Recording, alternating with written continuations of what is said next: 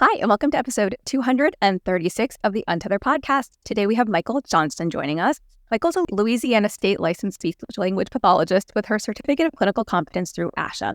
Michael graduated from the University of Louisiana at Monroe with a bachelor's of science in communication disorders and earned her master's degree in speech language pathology from Louisiana Health Sciences Center in Shreveport. During her professional career, she's worked with a wide variety of populations and disorders. She's gained experience working in private practice, elementary schools, early intervention in homes and daycares, and in pediatric day health care centers for medically fragile children. She's had the opportunity to evaluate and treat children with receptive and expressive language disorders, articulation and phonological disorders, autism, developmental delays, feeding, oral motor and swallowing disorders, Down syndrome, childhood apraxia of speech, and other genetic and medically complex disorders. Michael's earned a certified autism specialist certification through the International Board of Credentialing and Continuing Education Standards, completed the PEDS Foundations of Pediatric Feeding and Swallowing course, AEIOU Feeding Approach Program, and SOS Approach to Feeding. Michael's currently completing further education in pediatric feeding and swallowing disorders, early intervention, and myofunctional therapy. She recently received ASHA's ACE Award for demonstrating her commitment to lifelong learning. Michael's passionate about working closely with families to provide child-centered, individualized therapy and collaborating with other professionals to best meet the needs of each individual child. As a long-life DeSoto Parish resident, Michael opened a private practice to give back to the community she has called home for so long. In her spare time, Michael loves spending time with her family and friends and traveling. Quick disclaimer, all information, content, and material of this podcast are the opinions of the speakers and is for the informational purpose only and not intended to serve as a substitute for the consultation, diagnosis, and or medical treatment of a qualified healthcare provider.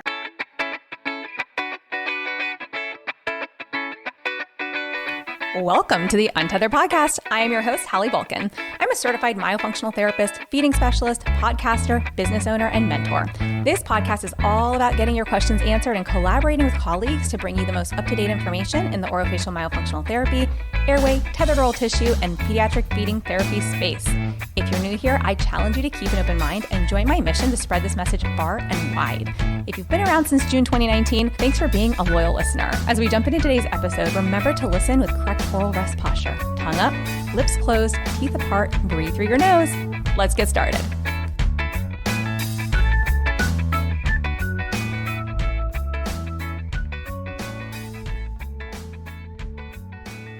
Michael, welcome to the podcast. Thank you so much for having me. I am super excited to talk business today. It is like my love language. And so I want to just, jump right into this conversation. So I know, you're a private practice owner and I want to know at what point, where was the pivotal point for you that you kind of were like, I want to own a private practice? So I feel like I always just had an idea. This is what I wanted to do.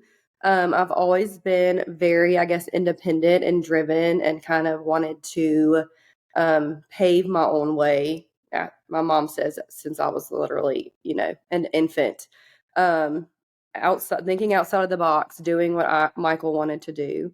And I remember when I graduated from college at ULM, I left and was like, I'm going to go back home at some point and open up a private practice. So it was always an idea that I had. I guess it was always my dream. And then, of course, after graduation, I jumped right into private practice and started working for 2 years. So I completed my CF there and then worked for another year. And then I went to the school system and then I did early steps. So that's Louisiana's early intervention program for in-home and in daycares, and also worked at PDHC.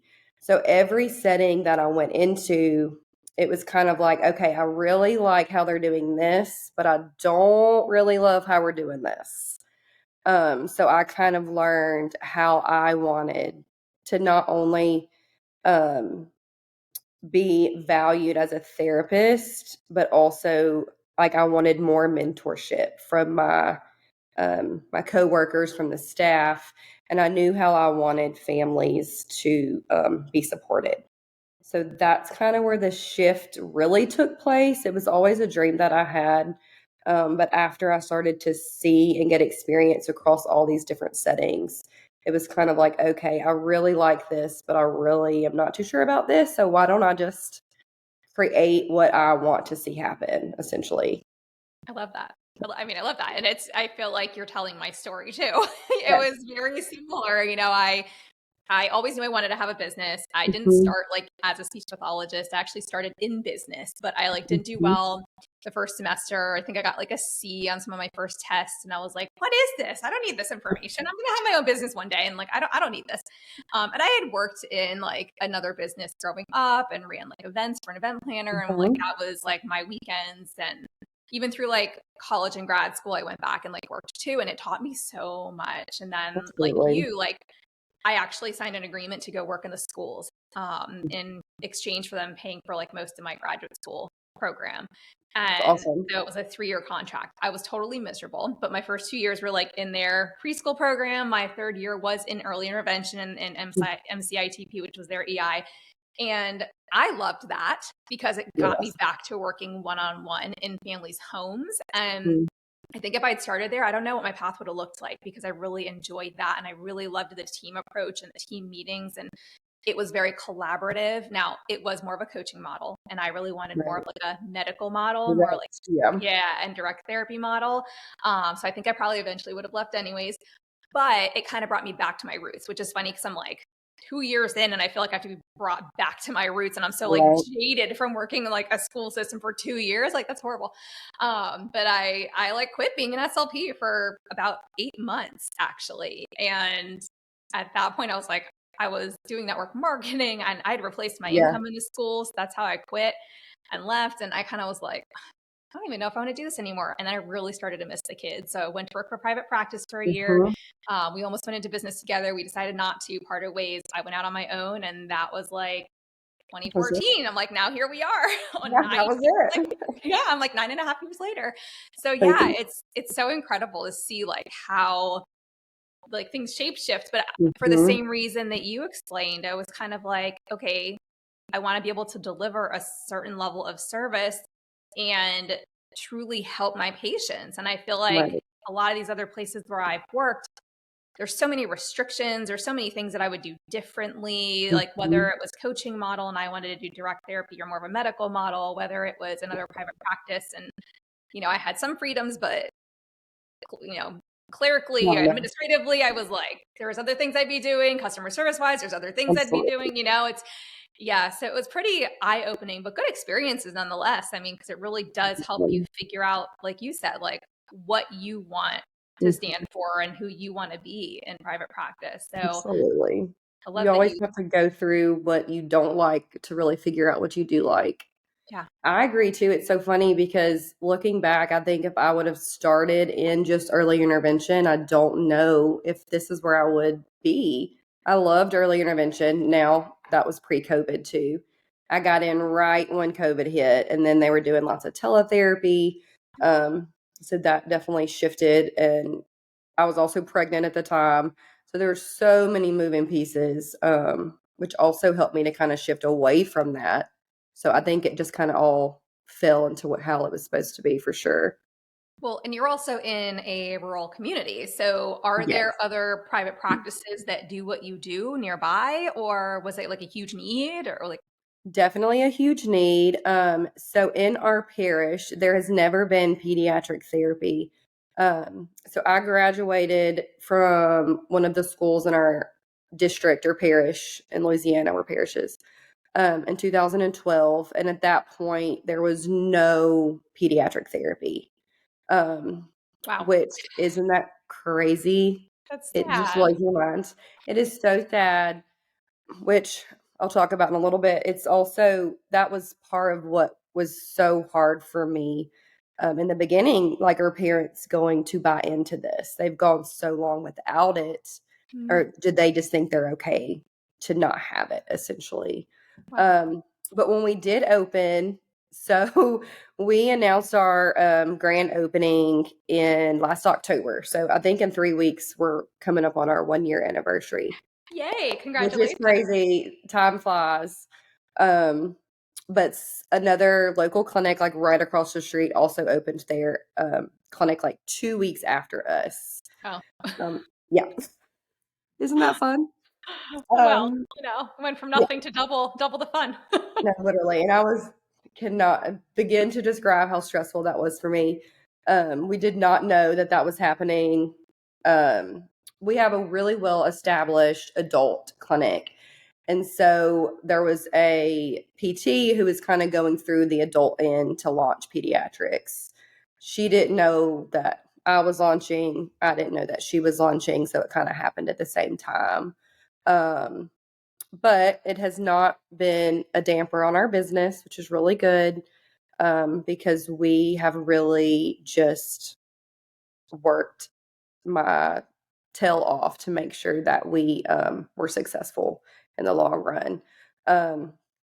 But that was honestly my biggest fear with being in the rural community, is parents not understanding what we have. And, some parents start to believe, well, like, oh, there's something wrong with everybody, or everyone needs therapy, or you're just trying to make money. And that's absolutely not what we were trying to do. We're trying to bring therapy to this community and these families and these kids, because it is going to help them. It's going to change essentially their lives, their futures. When I look around some days, it literally makes me tear up to think, like, when these kiddos now start preschool or kindergarten or first grade, if we had just a small part or a small role when they were little, like, we are going to change the trajectory of this community. Yeah. It's just crazy. Did you have any pushback from parents with those like kind of fears that you had in bringing this to a rural community? It took a little while. I mean, we definitely were full, thank goodness. We're trying to find some new therapists right now, actually, to continue to grow. But I do think, like, there was not an immediate, like, we were not full within a couple of months. There was no wait list, because we do live close to about 30 minutes from some of the bigger clinics in the area. And so they were already well established. Pediatricians love to kind of have their referral sources. And so they kind of all knew where they were going to send those kids. The families were comfortable. They didn't know who we were or what we were about, which, as a mother, I definitely understand. You get comfortable, your child's making progress, and you don't think that uplifting them and moving them to a new place is in the best interest of the child, which I definitely get. But it also helps that I was from this area. I mean, half the people who walk in my waiting room know me from somehow. Oh, I remember when you were 3 or 4 toddling around, which is also fun when you've grown up with half of the people in the area. But that has definitely helped. I think parents and families respect us more because they know that it's coming from a good place. Like, we're doing this for a good reason. I love that. And so does your clinic specialize in anything in particular that does also like help you set yourself apart from some of the other clinics? So first, we are multidisciplinary. So we have PT, OT, speech, and feeding. And that was the most important thing to me. Number one, I went in and was like, I'm not opening with just speech. Not saying that that's not a good option or that it can't be done. But for me, I wanted to focus on treating the whole child, whole body, supporting these families. And how many kiddos come in and it's really just one thing. It's just articulation, or it's just a late talker.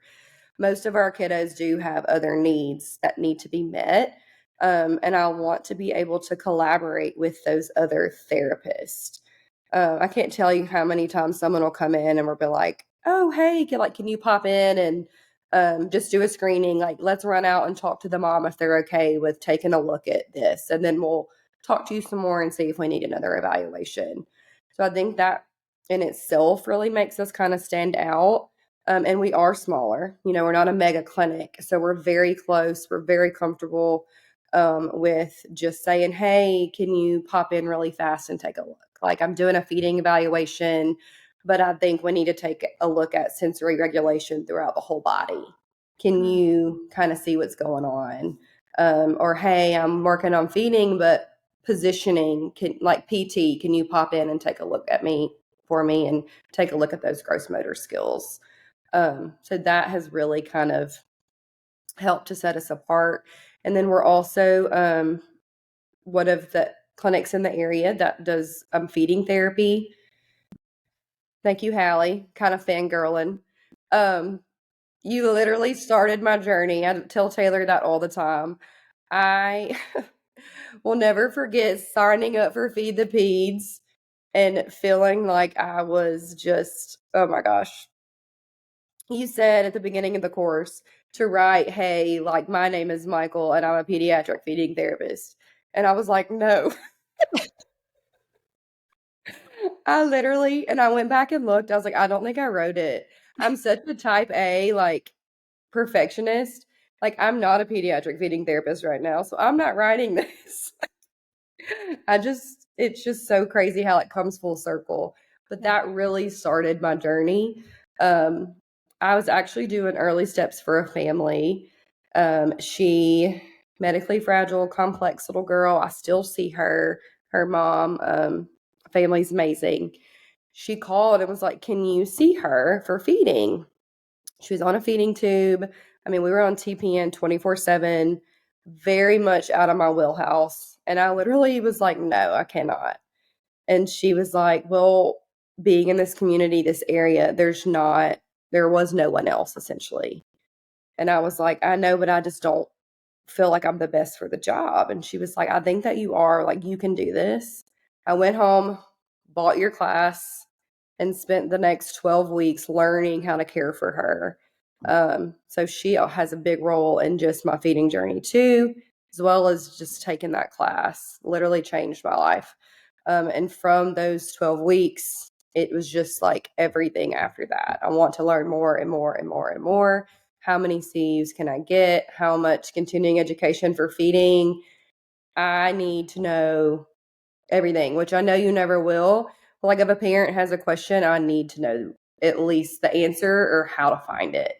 Yeah. So that also, rabbit hole. yes, That rabbit hole. always. Oh yeah, I mean, I always say once you start, it's like you fall down that rabbit hole of all Oh my things gosh. feeding and TOTS and airway and myo and Yes. and it's.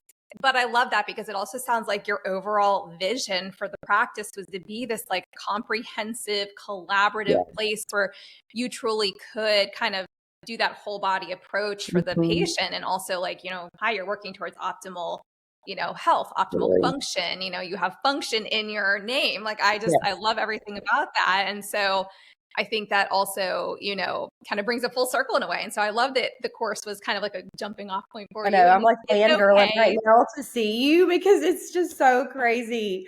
Like, I always think back to how I started here, and it was like this Feed the Peds course, signing up, to take on this early steps baby when I really didn't know what I was doing. And then just diving in. I signed up for my own method. Like, I am just ready to do all the things. I love it. Well, and I think it's, it speaks volumes of you too, because you were able to say to that parent, like, no, I don't think I'm the best person. Like, I'm not ready to take on your child. And the parent was kind of like, but hey, there is nobody else. So like, it's almost like if you're interested, like, did they wait for you? Did you get started with them right away? Like, what did that look like in terms of the patient? Essentially was like, there is no one else to work on feeding. And she was at a point medically, where they were really recommending her to get in feeding therapy. Her OT was working with her a little bit, but she didn't really feel comfortable because she did have dysphagia. We're supposed to be the experts in that, but they don't teach you that in school. No. And so we got a swallow study. That was the first time she had ever had food by mouth, was her swallow study. Wow. Yeah. It's just so sad, but she's come full circle and she is rocking it. And all with your help, because you said yes to Crazy. yourself and then yes to the patient, which, I started immediately. I got in, and every single week that I went, I just had a notebook, and I would write my questions down, and we would work together, and we would go back and forth and say, like, how can we do this to the best? I would reach out to therapists that I knew. I would dig in your courses. I would go through the feeding groups online and just say, like, can anybody provide me some support? I knew she was safe to eat, but we had such a long road ahead of us that it was slow and steady, but she's rocking it. I guess it's been about a year and a half. And we're taking oral feeds. We're drinking some water. We're eating 3 different textures. She's decreased TPN, I think, to 16 hours a day over 24. So she's doing amazing. Yeah. Well, I mean, and you really jumped in full throttle with a medically complex kiddo. You didn't just go, I'm going to pick a computer to start with. I'm going to go full in. I know. And looking back, I'm like, how did I do that? But I'm trying to get out of that imposter syndrome. Right? Yeah, they tug on your heartstrings a little, and you're like, I can't say no 3 times. I mean, I said no twice, and you didn't listen to me, so I guess we're doing this. She's like, you can do this. And then I ended up at a PDHC working primarily with medically complex littles, all the way from like a 2-week-old infant to 6-year-olds with feeding issues. And I was terrified, but I jumped in, took more coursework. Anytime I have a question, I add a course to my cart and just try to learn as much as I can. That's amazing. That's amazing. I love it. So with all of that, you had mentioned like one of the reasons too that you also wanted your own practice was kind of like mentorship and kind of also teaching other therapists was something that you wanted to kind of shift how that was working. Yes. So have you been able to step into that within your own practice yet? Absolutely. So I have 2 occupational therapists who are absolutely amazing. They've been with me since day one when we first started, and we were just staring at each other like, where are the kids coming? Are we going to be poor forever? Like, just patiently waiting. And they had not done a whole lot of feeding therapy. So we jumped in together. I help oversee evaluations. If they're having trouble in a session, I'm going to the cabinet and pulling out, like, let's try this cookie cutter. Let's try, here's a food play recipe that you could try, and just trying to encourage them too. I felt like as a therapist, especially in those younger days, it's like you're afraid to ask questions. But it was more so because the people around you weren't making you feel like you could ask questions. Yeah. So always telling them like, hey, like, it's okay. Any single question that you have is okay. Like, the only way that we can be better is to ask. We can't grow if we're just kind of stuck in this rut of, oh, well, I should know this by now. She already answered that. Well, it's okay, because the only way that we're going to be the best therapist that we can be is to continue to ask and to continue to learn. I observe lots of their sessions. So a lot of times, even if I'm just doing some business stuff, I'll sit in the room with them and kind of watch their feeding therapy sessions. So that way, if they have a question, if they need help, I'm right there, especially with the little ones. Transitioning to solids is my absolute favorite thing to work on.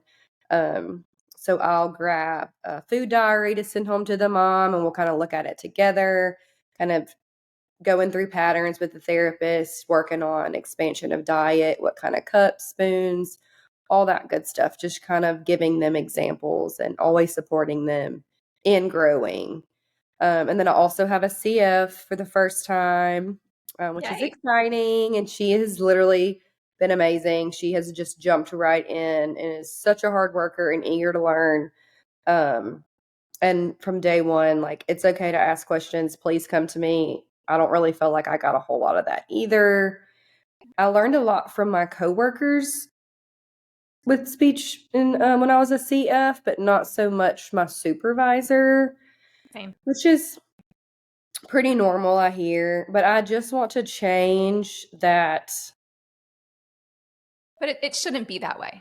I mean, let's just be honest, right? You're a clinical fellow. You don't even have a full license yet. So like checking the boxes to meet like ASHA's requirements on the CF is not enough. And like, I've been a CF supervisor once for somebody who was in my practice. And so I saw what it meant to just like do the bare minimum. Like I understood what that meant from an ASHA standpoint.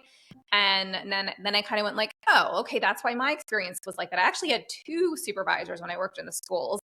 And neither of them, I mean, they came and watched therapy and maybe gave me like a teeny bit of feedback, but that was like 3 times during the entire school year that they each came and observed therapy to meet their total hours required. Otherwise, they weren't even located in the school where I worked.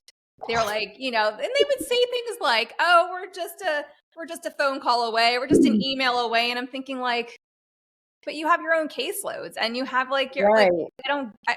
And we had okay, no relationship built. There's right. no trust. There's no, And you there's don't just feel so like much you're else to able to, do in yeah, a job that like you're not going to go out of your way to like demand more mentorship if it's not being offered to you as a new absolutely. clinician. Most people are not like that, even people who are very strong personalities and who Mm-hmm. have no problem advocating for themselves. Like you don't even really know that that's something you could or maybe should be Right. doing. And I also don't think that should fall on the new clinician. I think that should just be part of the program. So yeah, Absolutely. to have gone through that and then to have been a CF supervisor once myself, I also like I completely agree with you. I'm like, there is nothing here Mm-hmm. that's actually supportive. We're just checking boxes and saying, yes, this Mm-hmm. person can assess. Yes, this person can do some therapy. Yes, this person, Exactly. passes and, they've completed their hours over the past however many months or year plus, right? Absolutely. Yeah. So, and that just drives me crazy because I'm like, you get letters after your name, but Yes. And for my what? license is signed on your evaluation report. So we're going to Uh-huh. make sure this is done correctly. Oh, yeah. Oh, yeah. But that's where I think it's incredible that it feels like I have these conversations a lot. And it could be just because that's like who I've attracted to my programs or who's gone through my programs and then kind of had these like eye opening experiences where they're like, we need to be offering more mentorship. We need to not be gatekeeping. We need to Yes. make sure that our therapists feel supported. So the patients feel Mm-hmm. supported. And yeah, that does require us to like step up to the plate and It mentor does. more. And the thing that drives me crazy is like there are private practices that will like hire people and say, "Oh yeah, I'm going to mentor you, and oh, your caseload's going to have this, and that," and then you get in there, and the ages of the patients you are working with are completely different than what we were promised, and the diagnoses are completely different, and there's no mentorship, and you're like made to feel stupid if you even ask a question, but that's not what you were sold, and like here you are Mm-hmm. now stuck at this job that is It's clearly crazy. not what you signed up for, and I'm not saying that's everywhere, and hopefully that's more, fewer, No, but it does exist. I have but it so many exists. friends that are like, oh my gosh, I got this treatment plan and this feeding goal said XYZ. What does this mean? And I'm like, did you ask the therapist? They're like, yeah, well, they don't know. And I'm like, well, they wrote it. So we probably should know what that means. They probably shouldn't be writing that goal if they don't know what it means. Exactly. And also, I don't know what it means, and I'm a feeding therapist, so maybe we should not be doing that. Right. Yeah. Yeah. That's scary and sad and all That's the so things. scary. Oh, man. Yes. Yeah. So then beyond that, in terms, because you also mentioned that it obviously took a lot of effort, busting your butt to like get out there, make a name for yourself. And, it sounds like you have community support at this point in Yes, time. And absolutely. you did probably had to do a lot of outreach. Did that Yeah. take quite a bit of time to kind of like build those relationships with Mhm. So referrals and families? the good thing is I did early steps in this area for about 2 years. I worked in the school system. So most of the teachers, I've been in and out of some of the daycares. They all know me. They trust me. Trust is the most important part of a relationship. And being able to just really gain those relationships before opening this really set the tone. Yeah. We've had to do a lot of community outreach with pediatrician offices, some other daycare offices, other service providers. Apparently, we have a counselor in our town that I did not know about that does pediatrics. So we've been able to really connect and just trying to make sure that our kids are getting literally everything that they need by reaching out to those other service providers. But we also do lots and lots of outreach through the schools. Um, we hand out muffins at the football games. We are in the parade. We are going to trunk or treats. We are doing literally everything that we can, not just to tell people about us, but we really just want to be a support for these families. I can't tell you how many times people text me or call me or message me. They're not at the clinic, but we just want to help and we want to be a part. So the community outreach and support, especially if anyone is listening that kind of wants to get into private practice, really prioritize like showing parents that you care about their kids. Mhm. Go to the schools that they're at and hand out some popsicles, like just be a part. We love to be able to watch these kids grow. We did a back to school event and got to watch all the little ones come in as they were getting ready to go back to school, and just being able to kind of meet the needs of where they need to be developmentally as well. Yeah. So. No, I love that you're kind of like humanizing the business. You're like, showing it, normalizing in a sense too, because some people see therapy or therapists and they associate that, like you said kind of earlier, like, oh, there's something wrong with my child, or, oh, you think everyone needs therapy, or, oh, this, or, oh, that. But I think like what you're doing is amazing. I know that we've done like certain types of outreach, but not to the extent that you're doing. We're not out handing out, and I also don't live in like a tiny little rural area. I also am in this like massive city where there's a speech pathology practice every 5 minutes as you drive on down every the block. street. Yeah. Like there is an elementary school behind it. It's like I Right. came from an area that was very highly populated. But that said, I did have my relationships with a number of like private preschools and private schools and things that I was going into also before I opened my practice. Yes. And, I think because of the things that we did there, that we went above and beyond for. I think, and because like you said, that trust that you've been built, you've been in there for some time, they know you, they see what you do. One of the things that I've always like coached, different private practice owners on is like, when you do go into any type of a school or a setting where there's other professionals, because teachers are professionals, putting yourself on a pedestal and acting like your way is the only way or your way is the best way is the most surefire way to get yourself booted out of that place. And they're never going to trust you again. And I'm like, the teachers are our friends. They're our colleagues too. They're an important part of the team, as are the administrators there. And, my goal was always, how can I go in and support this child, but also how can I support the teacher? Because if I can support the teacher to support this child, then we know things are actually going to get done. And so I always said to the teachers, I was like, I'm here for you just as much as I'm here for the child. And I think that kind of outreach too, in a sense, is not something they're used to. They're not used to therapists showing up and being like, hey, how can I help you help this child? Right. They're used to people coming in and what do you need from me? Right. They're like, you pick the kid up, you drop the kid off, you plug in, you do your thing, you leave, you drop a note in the backpack. They're not, and look, that could be a personality thing. But I also was like, I don't want anybody to think that I think I'm superior, because I'm not. Absolutely. I'm, like I might we're all have working together. We're all trying to figure it out. Yeah. And so I just feel like it's kind of like another extending an olive branch in a sense, in a way that, so I love how you brought that up, because I think that gaining that trust and building those relationships in schools is one of the best ways to start a private practice, because it can be tricky to get in with those pediatricians, like you were saying. It can. They like to refer who they like to refer to. Yeah. We're working on it. And truly, you're not in their offices, but you're in the schools, right? And or the schools are referring to you. If you're not going into the schools like my practice, like, it just, the relationship honestly is different, and it's more ongoing with a school teacher than it is with a pediatrician oftentimes. So I love that. I love that you share that. We do go into a few daycares in our area. And it's been so nice for them to just like stop one of us in the hall and be like, hey, we have a question about this. Like, can you help us? Even if we don't even screen the child, we can still provide them with those recommendations and just show them like, we are truly just trying to help you. If you're having trouble within the classroom setting, the daycare setting, like, we're just here to help. Why don't you try this? Or, hey, we're working on potty training. Can OT? Yes, we can give you a handout, even if we don't see anyone in here. Like, we're just trying to support and form those relationships for sure. Yeah, no, I love that. That was the same thing too. I get stopped in the hall, or I get a little text or email like, hey, I don't know if I should refer this kiddo for a screening, but XYZ. And I'm like, well, try this first. And then if that doesn't work out, I'm like, and I always kind of open the door too, where I'd say, listen, if you talk to the parent and they have concerns and you're still not sure, or they're not really on board with the screening, feel free to connect them with me.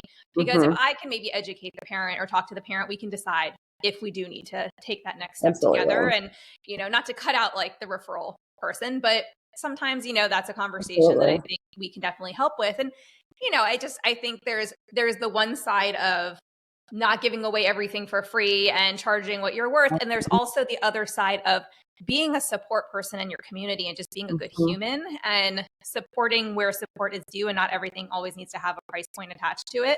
Absolutely. Because it's a 2-minute kind of like conversation or quote unquote consult, if you Right. will, but Consultation. right, exactly. I mean, as long as it doesn't turn into like an hour-long consultation and you're not now doing Right. like free evals and Then give us therapy. a call. Yeah. Where's that line in the sand? How do you draw that line? Right. Yeah. But I think, that's amazing. So now going further into the business side of things, right? So you start this private practice. At some point, several months in, you're getting, you've got some patients and everything. At what point did you guys fill up? That's a great question. So I feel like it's a literal roller coaster of up, down, up, down, up, down every other day. Right when we first opened, I think I got COVID, flu, strep, stomach virus, 4 sinus infections from stress. Oh my gosh. And I literally remember like laying on the couch praying, like, why did I do this?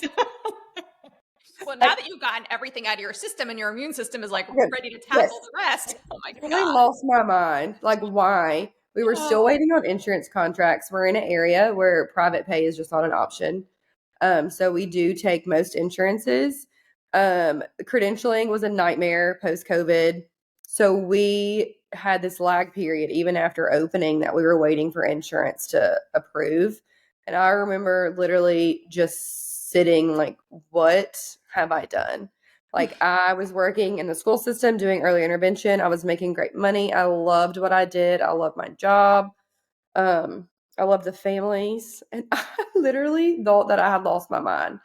I guess it was in the spring, honestly, probably around May, which is, then summer hits and everyone's canceling for vacations. But the spring, I kind of looked around. We had hired another new therapist. We were starting to fill the rooms. I was walking in the waiting room and seeing parents there who didn't know me, which was the first time that it was kind of like, okay, we're growing. Yeah. Because when we first opened, I was a person literally introducing to every single parent. I was seeing most of the speech kids.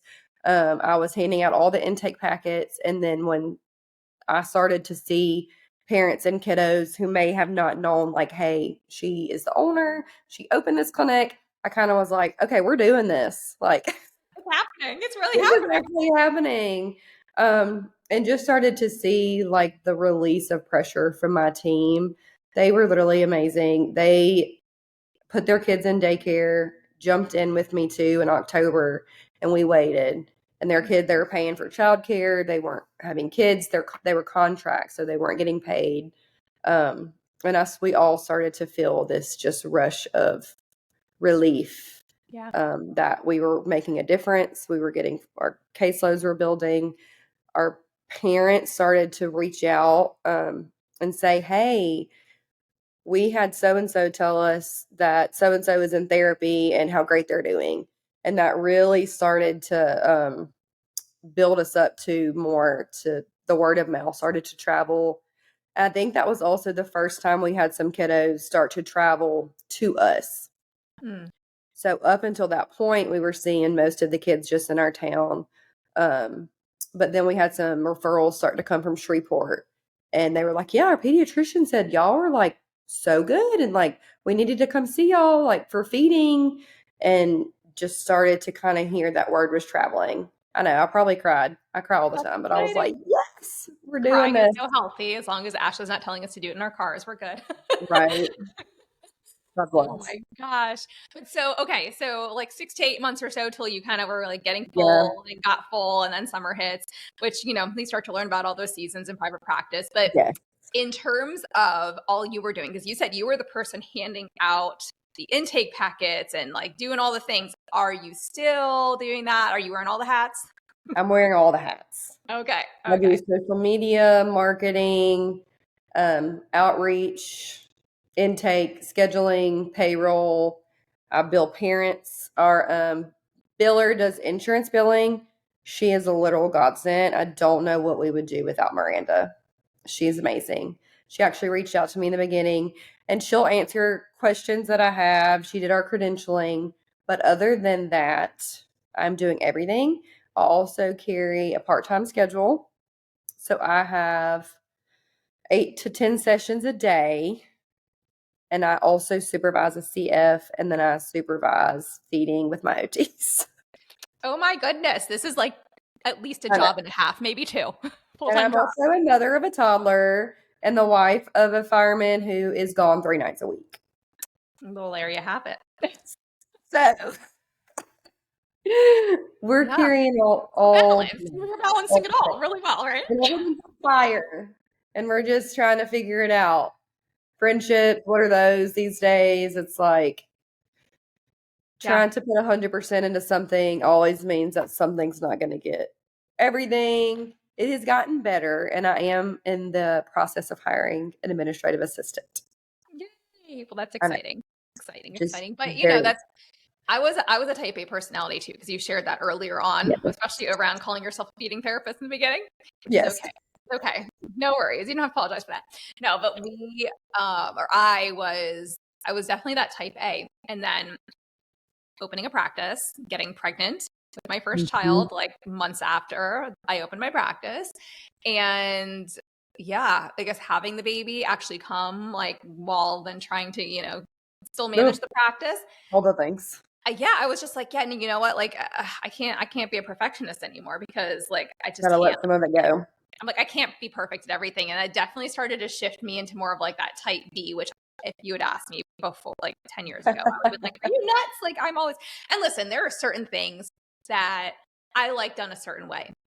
And I might redo them if it's not done a certain way, because I look at, how does this look outside of here, outside of, me, or outside of this situation. I want to hold the business to a certain standard, and it has to match my identity. It has to match the business's identity and our values, right? And so, there's certain things where I might be a little bit more like picky. It reflects your name. Everything at the end of the day has your name on it. And that's what I keep telling myself. I don't think I'm ever going to be able to fully give up like the social media and the marketing and the outreach, because that has my name on it. I want to make sure the things that are going out there, I fully support.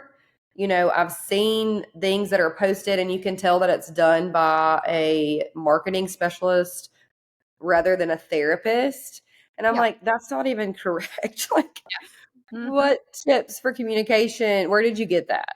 And so I want to make sure that it's done correctly. And anything that I post for OT or PT, like I'll go to them and say, hey, can you read through this? I need you to help me come up with some, great ideas for parents for our social media. Yeah. But I am ready to give up answering the phone. That one was hard for me. That was tricky. I also felt like that was my like voice, my face, my like they came to the practice because of that initial conversation with me. And I had a hard time in the beginning. And then I finally hired somebody who was amazing. Everybody like sung her praises. And I was like, okay, it doesn't have to be me. This doesn't, and we shouldn't be having clinical conversations on an intake phone call anyway. That's my issue. 45 minutes in, it's like, hi, my child is 2. And I'm like, okay, well, let's go down this 30-page intake packet. I'm the worst of so that's valuing really my time. Yeah. But to your point, even in my online business, because I don't really do social media marketing for my private practice, like at this point with my online business and everything, it says maybe the private practice name on my Facebook page, or at least it used to. I don't know if it still does, honestly, but I'm like, I don't even know. But the information going out is still relevant clinically. And it is, I had a social media team. They were really great in the beginning. I was basically saying like, but they were not therapists. And I was like, but here's my course. Like you can pull content from it, and they would create things, and I had to go in and like approve them. And in the beginning it was great. And then at like year 2.5 or so, I was like, this is slipping. Like one person left the team, and I just think there wasn't that same dynamic anymore. And I was like, the stuff that they're finding is from other people's websites. It is the exact opposite of what I would say. They've been with me for 2.5 years. Like, what is happening? And so, I mean, I loved them like regardless, but I kind of cut ties. I brought somebody in-house. The person who does it now has been doing it since March, and she's not a therapist, but she's been really good at like learning my voice. She's been really good at pulling content, and obviously, of course, stuff that she can pull stuff from. So she's She knows me at this point. Yes. She's creating stuff. I still go in and edit every single post. It doesn't matter if it's, I will tell you though, because I actually did this morning. I edited like the next, I don't know, 2.5 weeks of like social media posts. And I was able to do it in like 15 minutes because she's got so good at like pulling content and creating these visuals that go with it and everything that, you know, occasionally I'm like, okay, tweak this a little bit, or I wouldn't say it. That sounds a little funny. Say it like this. The content itself for the most part is like spot on. And I'm just like tweaking it a little bit so it sounds like it actually came from me. Because like you said, it's hard for someone else to fully capture your voice, no matter what it is anybody true, says. but I will not always have to do it. So I'm like, but for me to spend 15 minutes on 2.5 weeks of social media content, and we have posts go out like 5 days a week. I'm like, that is a dream. Like I wasn't there before because it's taken me like 5 hours. Well, and I was paying this team absurd amount of money before and spending hours rewriting posts and things. And I was like, something is wrong with this picture. This is not going to do this. Makes sense. And now I'm spending less because it's in-house and spending less time too because she's gotten so good. So I feel like that's just the evolution of like a business owner is like over time, and even just, you know, it's not always about resources and how much money you have to spend or not. I think it's partly like what you feel like needs the most attention right now, right? That's where your energy goes. And when you have the time to deal with another thing, and even if that means getting something off your plate, the attention goes there when in due time, you know? So, but yeah, I used to wear all those hats. My therapists were still like, please don't give up scheduling. We all have nightmares to where we were in places that they would just throw kids on your schedule. You would get up on Monday morning and it's like, oh, I have an eval at 2 and I didn't know that existed. So I have promised them that I'm going to keep wearing the scheduling hat.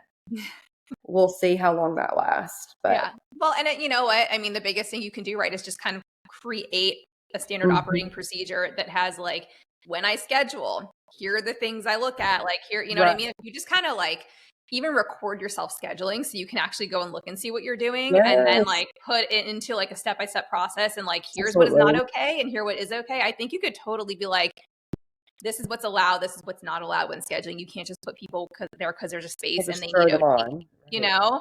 And that's where I think like a lot of us don't, and this was me especially, I didn't have standard operating procedures. I mean, when I hired somebody, it forced me to create them and I was like, how do I do this? Like, how do I put this in writing? I just do it. I don't know how to tell somebody else to do it. I can have them show me. I can probably like talk to them and walk them through that. But I think having like that tangible, like thing to go back and visualize and to go step by step by step, like doing that even on my online business, has been life-changing. And I have Taylor to thank for a lot of that these last 6 months. But I'll tell you, like this morning, I was like, what do I need to do today? Oh my gosh. I like don't actually have to do anything before my podcast, but I should probably review some social media posts for the next couple of weeks. I should probably review the emails the copywriter's creating. I recently, for the first time, hired a copywriter who is a therapist. She's an SLP. And so it's, you know, it's like I was reading through and I'm like, she gets it. It's like wonderful. These emails. This is so fun. The best. I know. Yeah. But you know, it's all I've been in business for 3 years in the online world and I'm just now like doing some of these things where, you know, I would say I'm like, it doesn't have to be perfect. Like in the beginning, like you kind of figure it out as you go. And it sounds like you guys are crushing it. We're about to hit the 1 year mark and I'm finally able to give up the reins on some things, which I'm very excited about. And I'm ready to get back into therapy. I mean, I have a half caseload right now, but I really want to get into doing some more feeding therapy, ready to take my own method starting next week. I'm super excited about.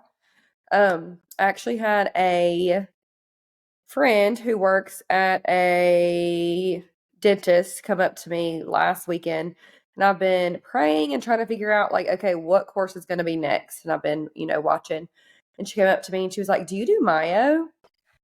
And I was like, why? She's like, well, we're right down the street and we'd really love to refer to you.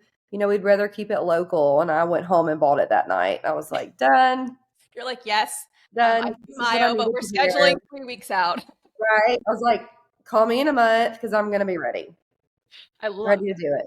I love it. Well, and I also love how like you're kind of like energetically, I feel like you kind of open the doors and you're like, okay, Let's do it. What's happening. And then something just comes your way because you've invited it in, and then you take action. Like, you're like, okay, I'm not going to sit on this. I'm just going to go do it. And I mean, and to me, that's the best like sign of a business owner. Like, that's one of the best things you can do to be successful is listening to kind of what comes your way. Cause so many people will shut that down. They'll be like, oh, no, I don't do that. Like, I'm too busy right now. We got a full caseload. Like, I'm good. Like, maybe later, but you're like, nope, we're diving in head first. It cracks me up because I just don't know how to say no. A parent could call me tomorrow and be like, I need help with this. And I was like, okay, call me in 2 weeks. I'll be there. Like, let me start learning now. Yeah. But I think also, good. Yeah, but to some degree, right? It's because that's where your heart is, right? And that's kind of what you want to be doing. And sometimes it's like that external push that kind of goes like, all right, let's do this. Like, I've been wanting to do it. Everything is happening for a reason. Yeah. So I just take it as that. Yeah. So is there anything that like you would have wished you knew, like when you were getting started, that you feel like you've learned during this process? I wish I would have known how tired I was going to be. Oh my gosh. Especially when I was really in the trenches of those first few months of kind of giving up, I wish I would have known the joy that it feels when parents are so thankful and so grateful for everything that we do. I could not imagine ever working not in pediatrics.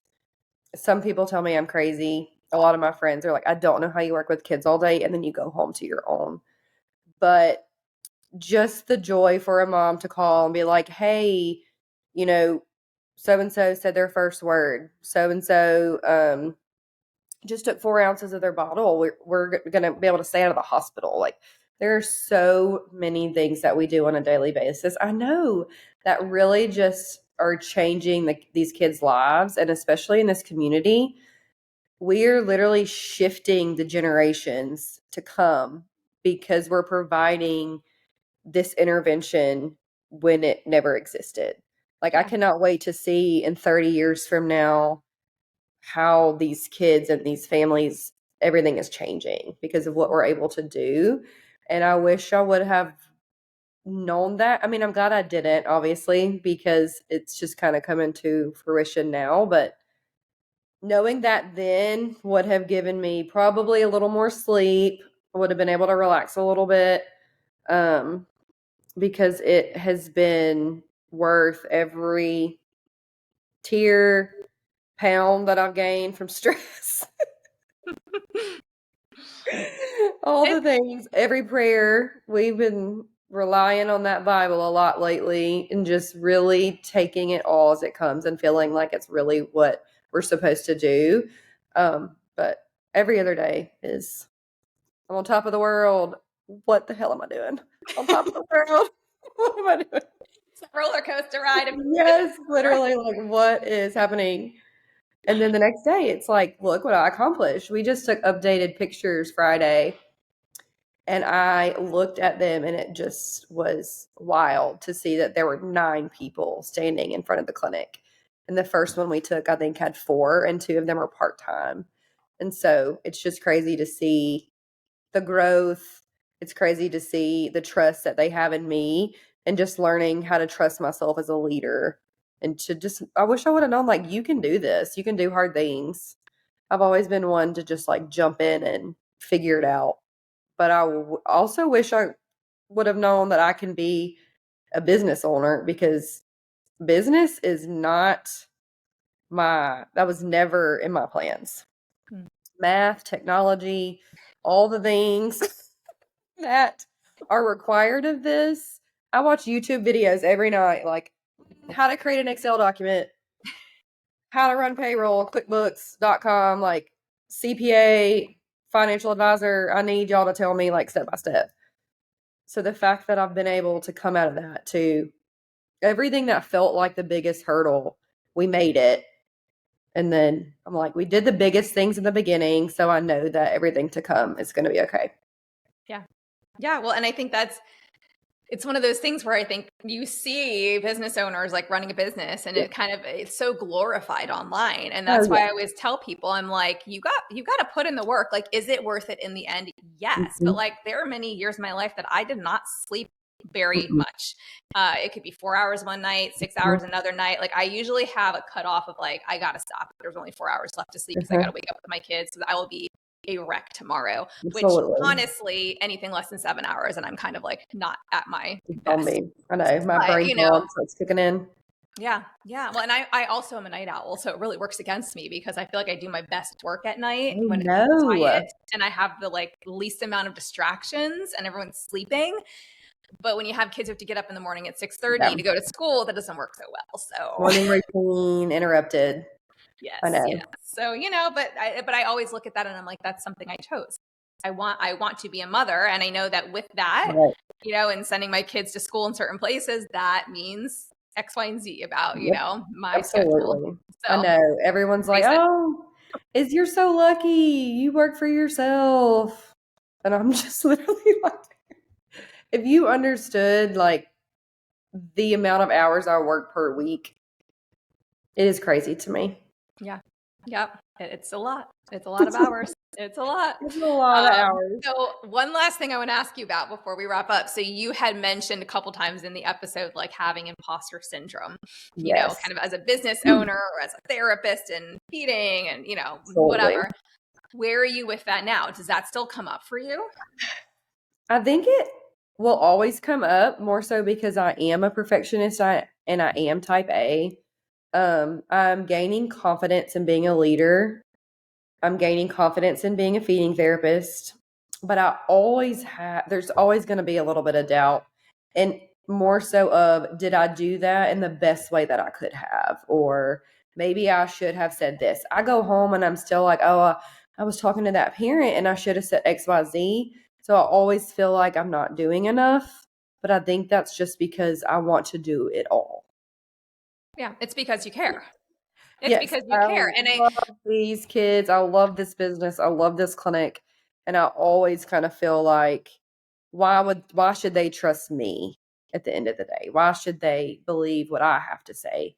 Why are they going home and putting all of their eggs in the basket of this clinic of, can you help us?